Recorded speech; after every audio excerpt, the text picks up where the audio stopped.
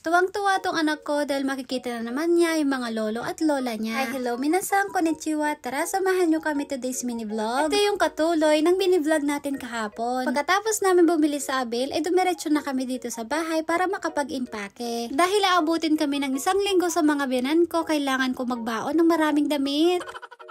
Ang asawa kong hapon naman ay tapos na siya mag-impake ng mga sarili niyang gamit. Fast forward na nga po tayo mga mi, pagkatapos ko mag-impake ng mga gamit namin ng anak ko ay magbubiyahe na kami. Sa alas 6 ng hapon nung umalis kami dun sa bahay. Kaya po pala kami pupunta ng Kanagawa dahil etong asawa ko ay meron siyang titig ng bagong trabaho. Titignan namin yung bagong trabaho kung okay o hindi. Pag okay ay titira kami kila biyanan ko, pero pag hindi naman ay syempre dito pa rin tayo sa Nagano. Gusto ko kasi dito sa probinsya kasi tahimik. Pero kung ano yung gusto ng asawa ko, siya yung masusunod. Nagutom si hapon kaya nag-stop over muna kami dito sa parking para kumain. Bumili na siya ng kakainin niya pero ako ayaw kong kumain kasi busog pa ako. Bago kasi kami nagbiyahe ay kumain muna ako ng sopa sa bahay. Gusto ko palang sabihin sa inyo mga bi, baka hindi po ako makapag-upload ng mga mini vlog ko sa mga susunod na araw. Hihiya po kasi ako mag voice over kila biyanan ko. Pero susubukan at pipilitin ko pong gumawa ng mini vlog para po sa inyo. Kung wala po akong may upload na mini vlog ko, sana po hindi kayo magtampo sa akin.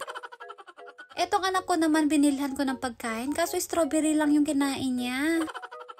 Pagkatapos kong bilhan ng pagkain tong anak ko, ay dumiretso na kami kaagad sa asawa ko. Ang in-order na pagkain ng asawa ko ay atakay soba. Ito rin kumain ng anak ko kaya hinatian ng asawa ko yung anak niya. Alam nyo guys, dito sa Japan, sobrang daming parking. Pag gusto mo mag-stop over, pwede kang matulog at pwede kang kumain dito. Kapag sobrang layo naman ng biyahe mo at inaantok ka, ay pwede kang matulog dito sa parking area. Fast forward na nga po tayo mga bi, pagkatapos kumain ng asawa ko ay nagbiyahe na rin kami kaagad. 4 hanggang 5 oras yung biyahe namin papunta ng Kanagawa. Kada taon ay nagpupunta kami sa mga biyanan kong hapon. Fast forward na nga po mga babe, pagkatapos ng 4 hanggang 5 oras na biyahe ay nakarating na kami dito sa Kanagawa Ken. Nakita ko rin tong biyanan kong babae na hinihintay kami sa labas. Etong anak ko naman ay sobrang tuwang-tuwa siya nung makita niya yung lola niya. Pinagyayabang pa nga niya sa lola niya yung mga laruan niya. Ang mga biyanan kong hapon, sobrang mahal na mahal nila tong apo nila. Kapag nasa Nagano kami, halos araw-araw silang tumatawag, kinakamusta yung apo nila. Sinalubong din kami ng pamangkin ng asawa ko. Sobrang bait niya at close na close din sila ng anak ko. And eto nga, tinulungan kami ng mga biyanan ko na magbitbit ng mga dala namin. Fast forward na nga rin tayo mga bi at nakarating na kami dito sa mismong bahay ng mga biyanan ko. Meron ding binili yung biyanan kong pasalubong para sa anak ko. Etong anak ko naman kahit sobrang layo ng biniyahin namin, napakasigla at napakagengi pa rin niya. Hindi pa siya inaantok kaya niyaya niyang mag-drawing tong pinsan niya. Fast forward na mga bi at nagaya ng matulog itong asawa ko. Dahil napagod tong asawa ko sa pagdadrive ay minasage ko muna yung paa niya. Minsan tong asawa ko hindi siya nakakatulog kapag hindi siya minamassage. Sana all minamassage. Saktong 12 midnight na nga mga bi at matutulog na kami. And fast forward na nga po tayo mga bi, ohayo gozaimasu. Pagkagising namin, naghaharutan yung dalawang magama ko. Nainggit naman ako mga bi, wala man lang akong good morning kiss sa asawa ko, charot.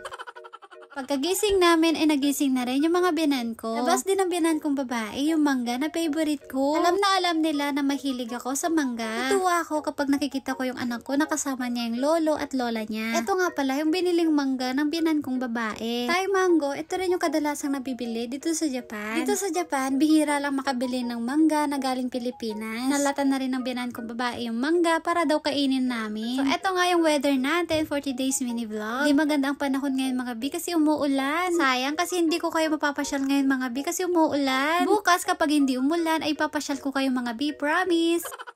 Nabalatan na tong mangga kaya tara kainin na natin. Ang sarap ng mangga na to kasi napakatamis niya mga bi. Parang kalasa niya rin yung mangga natin sa Pilipinas. Pagkatapos namin kumain yung maglola ay naglalaro ng lobo. Nakatuwa silang pagmasdan. Tuwang-tuwa at masaya yung anak ko kapag kasama niya yung lolo at lola niya. Kapag pumupunta kami dito, walang tigil sa paglalaro yung anak ko kasama yung mga lolo at lola niya. Doon kasi sa amin, kaming dalawa lang ng anak ko ang nasa bahay. Pero kapag nandito kami kila biyanan ko, ay marami siya nakakalaro. Nagsampay na nga rin pala ako ng mga labahin. Dahil umuulan ngayon, hindi pwedeng sampay ito sa labas. Kaya dito na lang namin muna isasampay sa loob. Kapag umaraw bukas, saka na lang namin ilalabas. At dito na nga po natatapos ang aking mini vlog.